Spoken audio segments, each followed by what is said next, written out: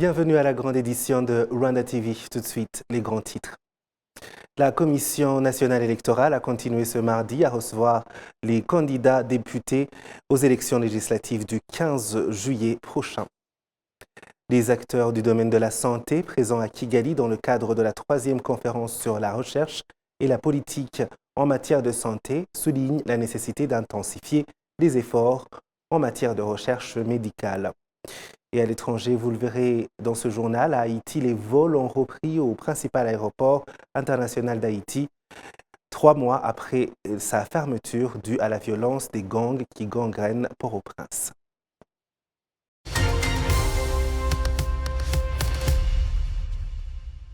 Encore une fois, bienvenue chers téléspectateurs de la télévision rwandaise. Je suis David Carmel Ingabire, c'est une joie de vous retrouver. Je vous le disais en titre, la Commission nationale électorale continue à recevoir les candidats députés aux élections législatives du 15 juillet prochain. Certains d'entre eux indiquent avoir rencontré quelques difficultés à rassembler les documents exigés, mais que les services concernés leur apportent de l'assistance et que des solutions sont trouvées. Les candidats aux prochaines élections législatives ayant déposé leur dossier ce mardi à la Commission nationale électorale briguent essentiellement les sièges réservés aux jeunes, aux femmes, aux personnes en situation de handicap et aux candidats libres. Je vous l'ai dit en titre, des chercheurs et autres acteurs dans le domaine de la santé présents à Kigali dans le cadre de la 3e conférence sur la recherche et les politiques en matière de santé soulignent la nécessité d'intensifier les efforts en matière de recherche médicale pour améliorer la qualité de vie de la population. Les détails avec Charlène Fouraha. Les participants à cette conférence ont abordé une variété de sujets, dont les maladies transmissibles et non transmissibles, la santé mentale, la prévention des épidémies, ainsi que la santé maternelle et infantile.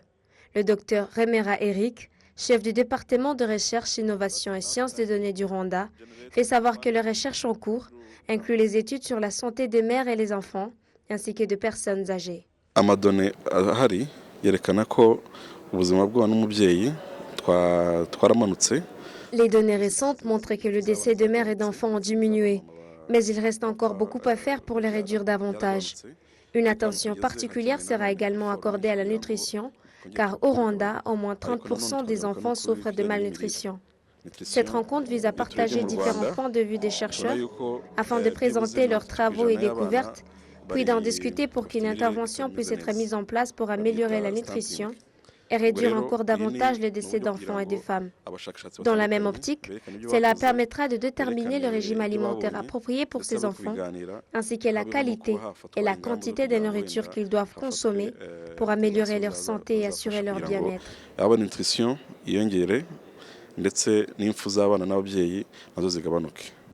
En marge de cette conférence, le ministère rwandais de la Santé et les groupes de la Banque africaine de développement ont lancé un projet visant à appuyer la fabrication de médicaments et à développer l'industrie pharmaceutique en Afrique. La chef de division de la Banque africaine de développement, Zangar Labidi Dorsat, souligne que ces projets constituent une solution permettant d'améliorer l'accès aux médicaments en Afrique. C'est un projet qui va servir au Rwanda, mais aussi à tout le continent, étant donné que le Rwanda a déjà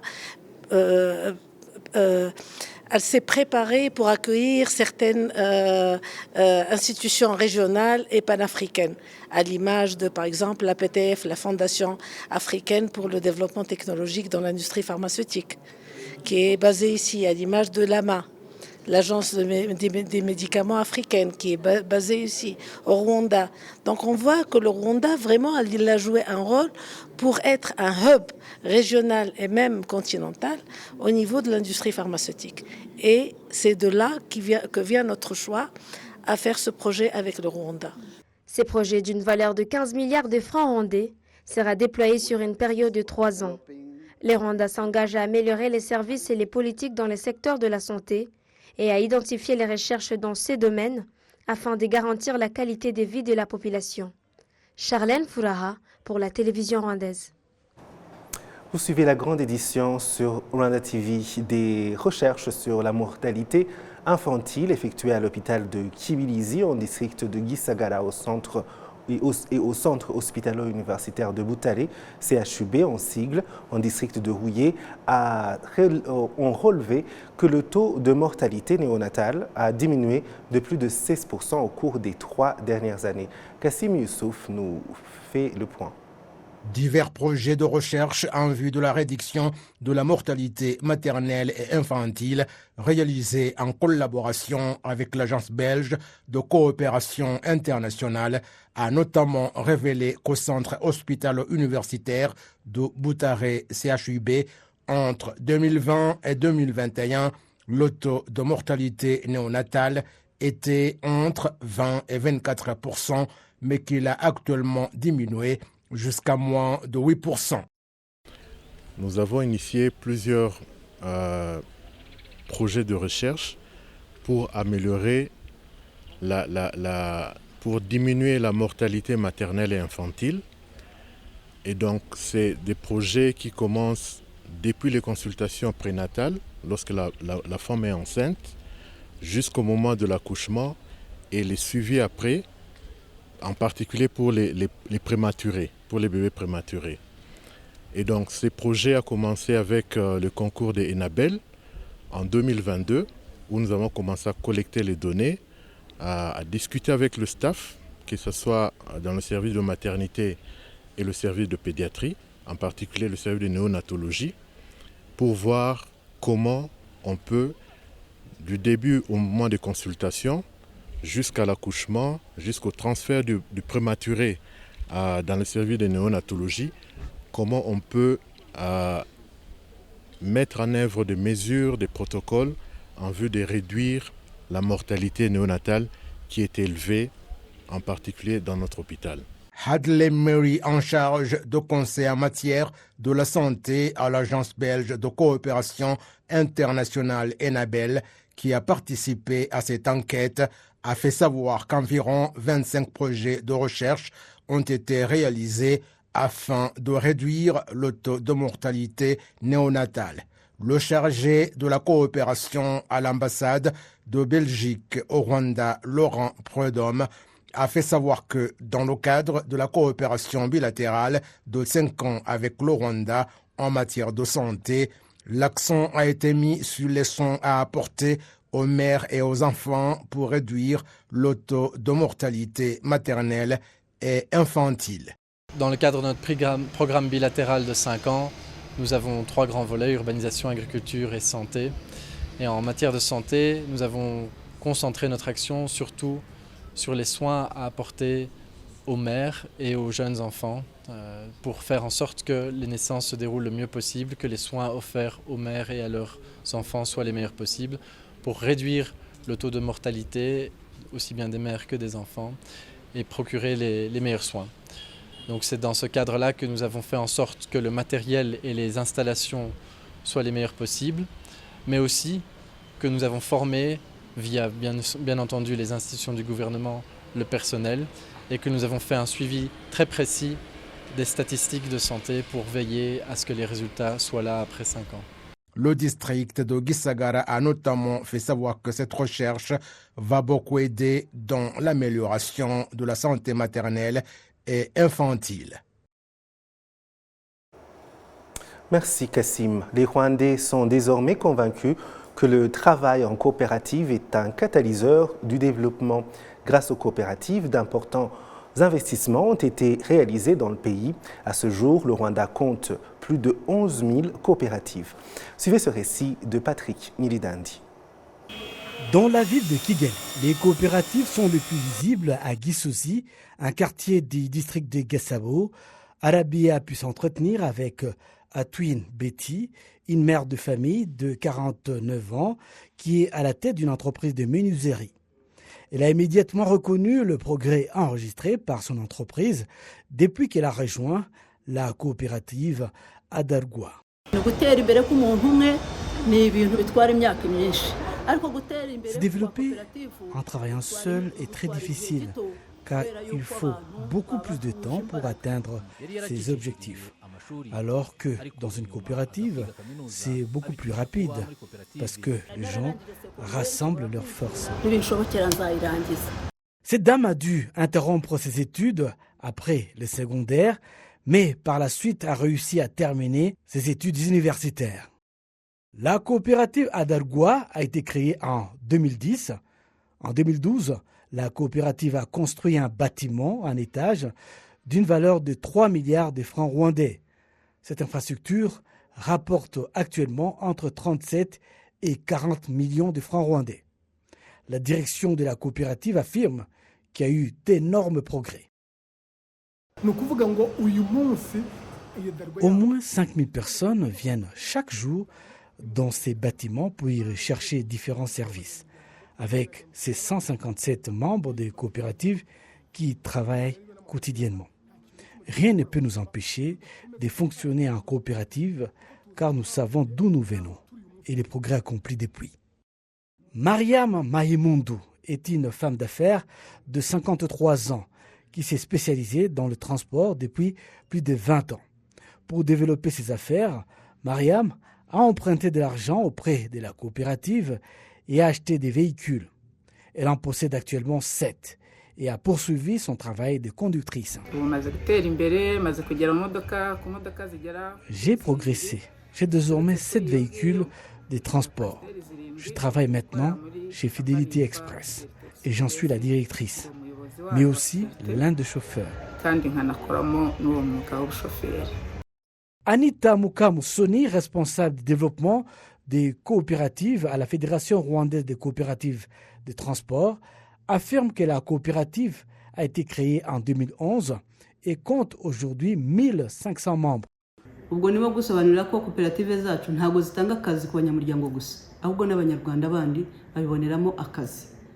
Notre coopérative n'emploie pas seulement des membres, mais aussi d'autres Rwandais.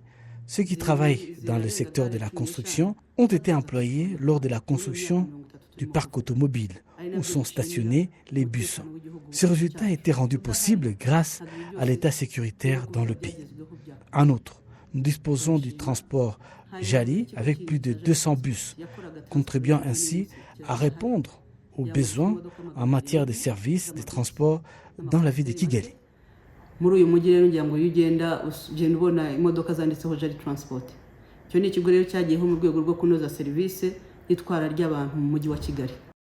En 2006, la politique sur les coopératives a été adaptée et en 2007, une loi réglementant les coopératives au Rwanda a été introduite pour faciliter le fonctionnement de ces coopératives.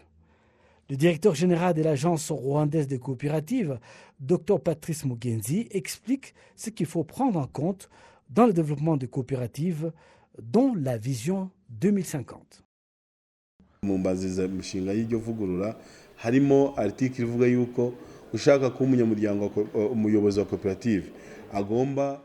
Dans l'avant-projet du loi, il y a un article selon lequel quiconque veut devenir chef d'une coopérative doit déclarer son patrimoine à l'Agence rwandaise des coopératives. Cela vise à empêcher les dirigeants d'utiliser à mauvais escient les actifs des coopératives. L'objectif est de mettre les membres en avant et de contribuer à leur bien-être social en veillant à ce que leurs enfants puissent aller à l'école, bénéficier d'une assurance médicale pour qu'ils aient également une épargne retraite et bien d'autres avantages.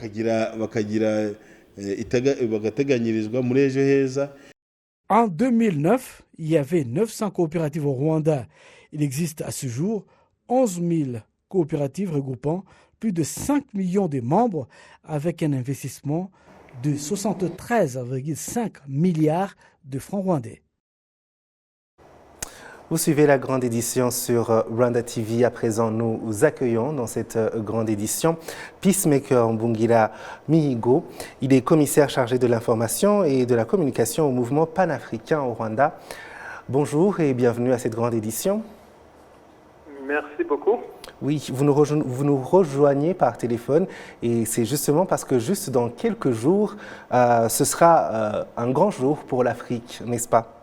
Le 25 de ce mois. Oui, c'est ça. Le samedi, le 25 de ce mois, nous allons célébrer la journée africaine de libération. Oui. C'est une opportunité pour les Africains d'échanger sur leur mission. Comme panafricanisme qui est une mission importante qui nous permet d'échanger sur notre rôle comme mouvement politique, social et culturel pour promouvoir l'unité et la solidarité entre les peuples d'origine africaine. Absolument, entre les peuples d'origine africaine. Le panafricanisme, c'est un mot, c'est un concept, c'est un mouvement aussi dont on entend parler depuis un moment. Est-ce qu'on peut dire que c'est quelque chose à laquelle on peut espérer parvenir ou juste une utopie ou un idéal? Non, ce n'est pas une utopie. Nous œuvrons pour atteindre l'objectif principal du panafricanisme qui est de réaliser l'unité politique et économique de l'Afrique et de sa diaspora afin de lutter contre le colonialisme, le néocolonialisme et l'exploitation.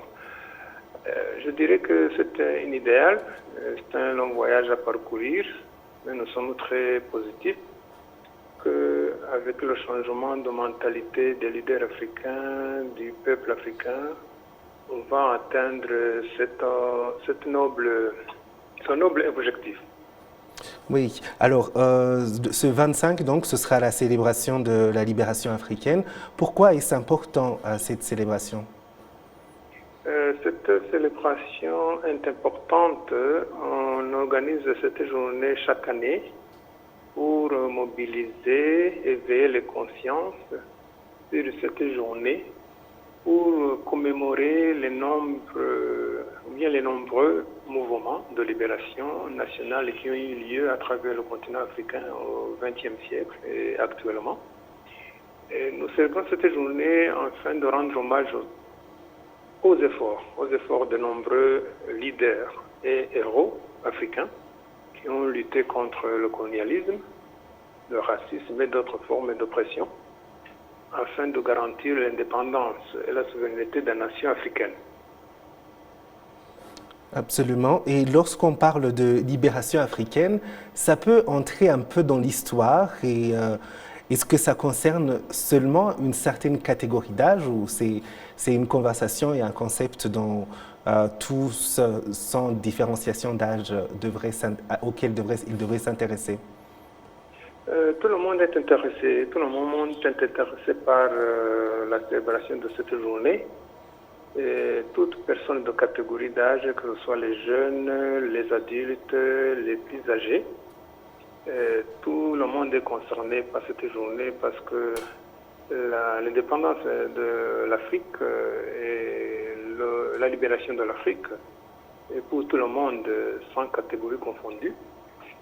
Tout le monde alors est appelé à réfléchir aux luttes passées pour la liberté de célébrer les progrès réalisés depuis lors en matière d'autodétermination, de gouvernance démocratique et de développement économique et social. Alors le Rwanda aussi célèbre cette journée chaque année et nous tenons à remercier, à rendre hommage à tout et chacun, surtout les membres du mouvement panafricanisme, le chapitre du Rwanda, pour leur détermination, leur contribution à travers les différentes activités qui ont été réalisées cette année. Je mentionnerai entre autres les travaux communautaires qui ont regroupé les différentes jeunes avec leurs aînés, et puis les différents échanges qui vont s'organiser ce week-end autour de la thématique qui va s'intéresser sur l'éducation inclusive et résiliente, qui va nous permettre de partager des valeurs fondamentales de justice sociale, d'égalité, d'échange et de respect de la diversité. Dans le contexte panafricaniste, l'éducation inclusive aussi joue un rôle crucial dans la réalisation des objectifs de solidarité et d'unité entre les peuples africains. Évidemment, une autre activité qui a été organisée, c'est le match de football autour de la compétition entre les différentes régions africaines. représentés au sein des missions diplomatiques au Rwanda. Ces différentes activités nous ont permis d'échanger et aussi de penser à notre rôle combien important de reconnaître l'importance de l'éducation pour, je dirais, mettre un accent sur l'élimination des obstacles à l'éducation qui peuvent découler de l'exclusion sociale, de la discrimination et de l'oppression ici au niveau de notre continent. Absolument. Merci beaucoup, en tout cas, de nous avoir accordé de votre temps et aussi de nous avoir parlé de ce sujet si passionnant.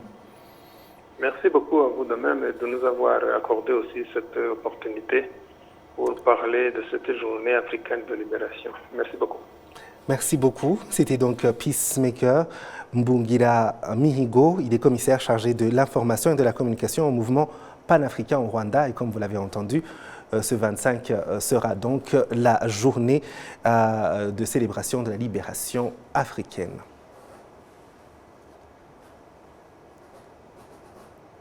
La grande édition continue.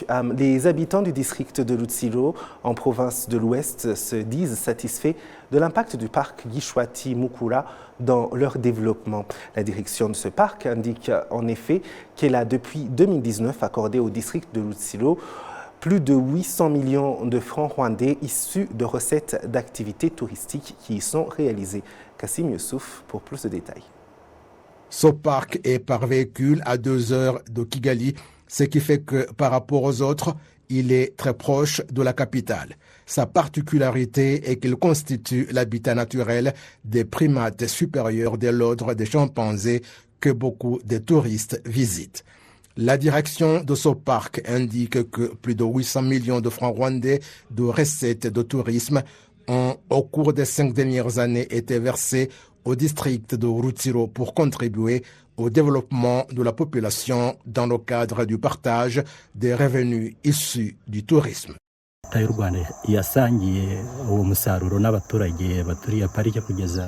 Le gouvernement du Rwanda a partagé ses revenus avec la population riveraine du parc et jusqu'à présent, le gouvernement a déjà fourni plus de 800 millions de francs au district de Rutsiro à travers différentes activités de développement.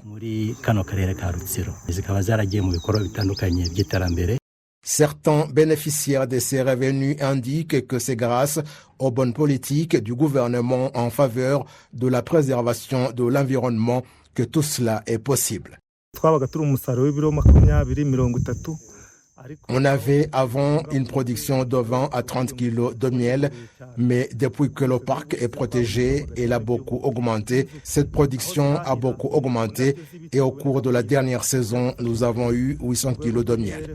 Les abeilles trouvent leur nourriture par les fleurs qu'on trouve dans ce parc. Cela nous a aidés pour notre bien-être social et les membres de la coopérative ont pu se payer la mutuelle de santé et payer l'éducation des enfants. Depuis que je suis dans cette coopérative, mes enfants ont pu étudier et l'un d'eux a été à l'université et travaille actuellement au district de Nyamasheke.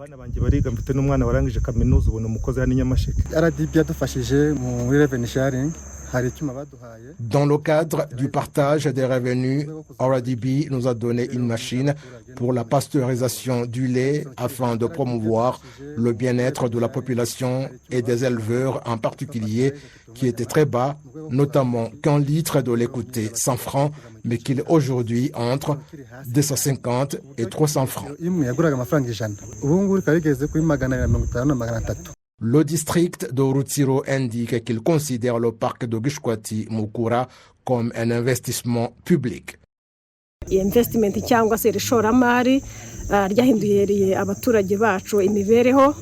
Cet investissement a apporté de changements au bien-être de notre population, notamment les personnes qui sont employées ici.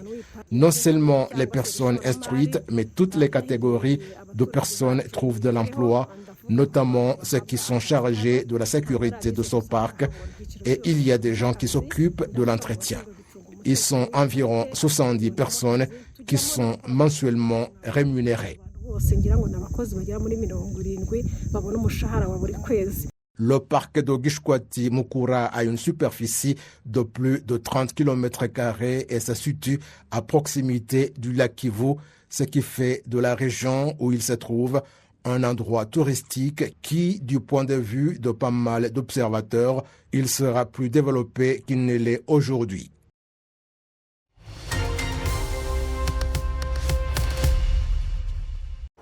Et voilà, c'est tout pour cette grande édition. Merci à vous tous qui nous avez suivis. Merci à toute l'équipe qui m'a aidé à la préparer. Au plaisir de très bientôt vous retrouver.